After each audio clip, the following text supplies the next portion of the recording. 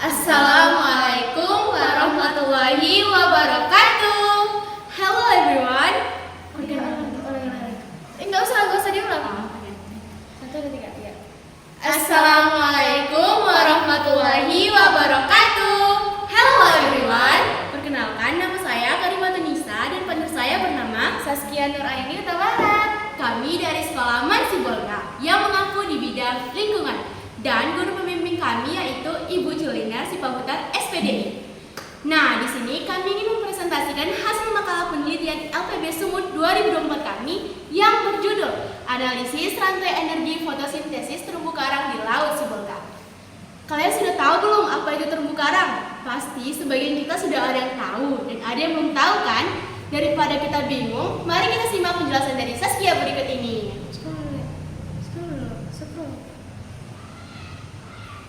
Oke, pasti beberapa orang pernah mengira kalau terumbu karang itu adalah tumbuhan kan? Ternyata terumbu karang itu adalah hewan loh. Terumbu karang merupakan spesies laut yang kaya akan biodiversitas lautnya dan memiliki peran penting dalam menjaga keseimbangan ekosistem laut. Terumbu karang merupakan spesies yang mampu menyerap unsur karbon dalam laut. Spesies karang ini memiliki struktur yang kuat, cabang yang berbentuk bulat karena hidup di perairan yang dangkal serta adanya arus gelombang. Dalam kelangsungan hidup karang membutuhkan fotosintesis untuk bertahan hidup. Tapi terumbu karang itu kan hewan, kenapa dia bisa melakukan fotosintesis? Nah, itulah uniknya terumbu karang. Dia hewan, tetapi dia bisa melakukan fotosintesis. Proses fotosintesis yang dilakukan oleh organisme autotrof seperti alga dan fitoplankton untuk menghasilkan energi dari sinar matahari. Di terumbu karang, fotosintesis dilakukan oleh alga simbiotik yang hidup di dalam jaringan karang. Oke. Cahaya sangat mempengaruhi kelimpahan zooxanthella pada karang. Di mana semakin tinggi intensitas cahaya, maka semakin besar pula pada kelimpahan zooxanthella. Penelitian ini mengenal perbedaan intensitas cahaya terhadap kelimpahan zooxanthella pada karang bercabang di perairan kota Sibolga. Bagi terumbu karang, cahaya juga merupakan sumber dari rantai energi. Di mana hal ini menjalani fotosintesis mengubah energi dari cahaya.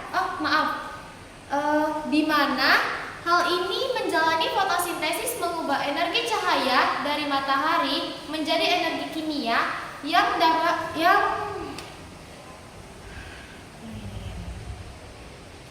di mana hal ini menjalani fotosintesis mengubah energi cahaya dari matahari menjadi energi kimia dalam bentuk senyawa organik.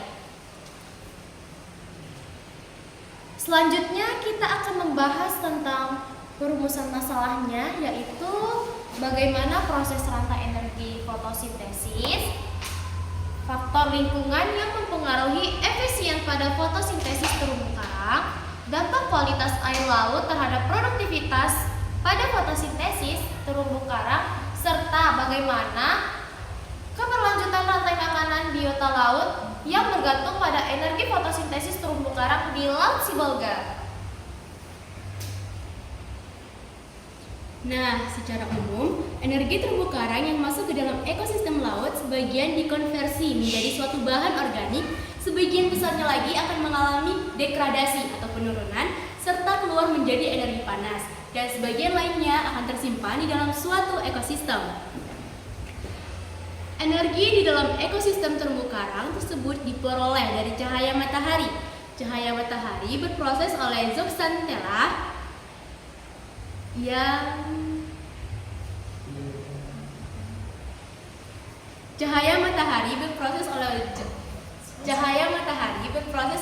zooxanthella yang merupakan fitoplankton. Peranan zooxanthella sangatlah penting bagi polip pada terumbu karang dikarenakan pengonversi energi matahari menjadi suatu energi yang kemudian dimanfaatkan oleh karang tersebut. Yang kedua yaitu faktor lingkungan yang mempengaruhi efisiensi proses fotosintesis. Kekhasan perairan Sibolga tidak terlepas dari biota laut yang kaya akan terumbu karang yang merupakan tempat hidup ikan-ikan di laut.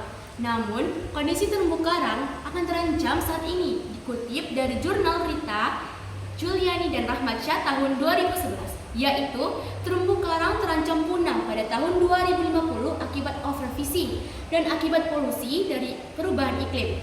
Air laut yang makin panas akibat pemanasan global.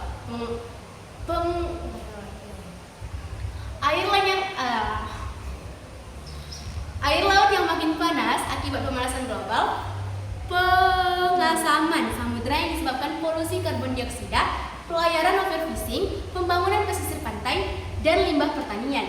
Semua ini menimbulkan ancaman terhadap terumbu karang yang diandalkan ratusan juta orang untuk menghidupkan mereka tadi. Terlihat bahwa nilai konduktivitas semakin meningkat dengan bertambahnya salinitas. Hal ini disebabkan kehantaran listrik air laut. Dipengaruhi oleh kadar garam yang terdapat di dalam air laut di pesisir pantai Sibolga. Suhu di pesisir pantai Sibolga berkisar 28,9 sampai dengan 29,9 derajat Celcius atau rata-rata 29,5 derajat Celcius. Untuk baku mutu air laut di wisata bahari dalam suhu alami, menurut standar baku mutu air untuk biota laut adalah 35 derajat Celcius. Sedangkan berdasarkan Gubernur Bali nomor 8 tahun 2007 adalah 28 sampai 30 derajat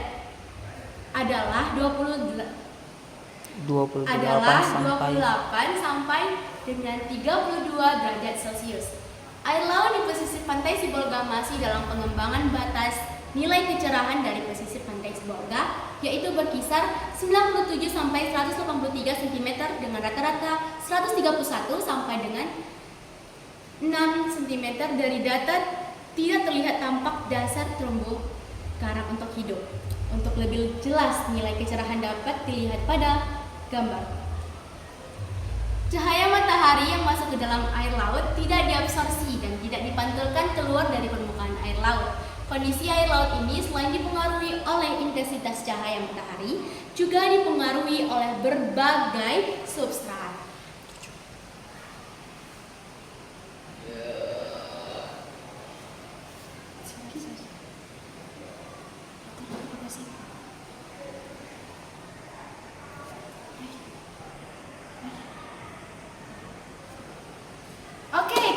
Pembahasan yang ketiga, yaitu dampak perubahan kualitas air laut di Sibolga terhadap produktivitas energi pada terumbu karang. Ternyata adanya perubahan kualitas air laut di Sibolga dapat memiliki beberapa sumber dampak terhadap produktivitas energi pada terumbu karang juga loh, yakni yang pertama adanya perubahan pada suhu air laut, kedua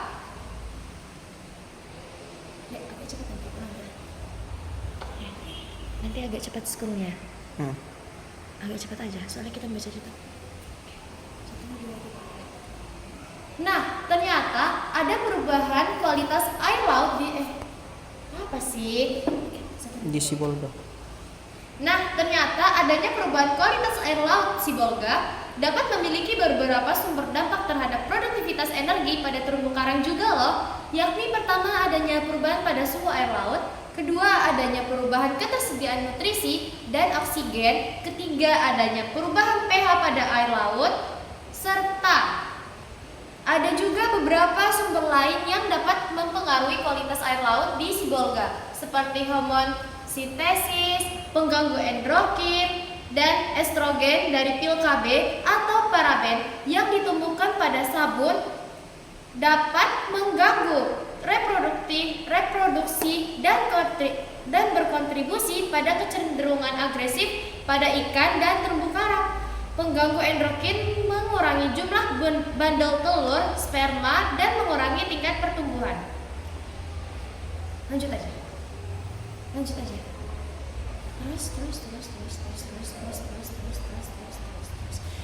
Oke, yang terakhir, kini kita sampai nih bagaimana keberlanjutan rantai makanan biota laut yang bergantung pada energi fotosintesis dari terumbu karang di Laut Sibolga.